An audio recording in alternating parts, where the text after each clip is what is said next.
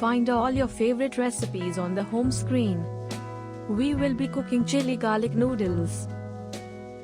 You can choose portion sizes and see the nutritional info. Tap on Get Started. The Delish app shows you the complete ingredient list with their weight. Use the integrated weighing scale to weigh them. Tap on any icon to find how-to videos. You are now ready to start cooking. Follow the guided recipe and instructions. Close the lid and crown between steps. Hit start to get cooking. Between steps, follow the scrape instruction to ensure everything is cooking evenly. Add vegetables as instructed on the screen. Delish app will chop and fry all vegetables.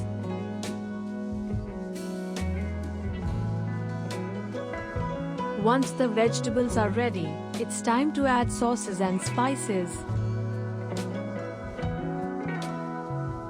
We are adding noodles and water to our base. A little butter for the yum factor.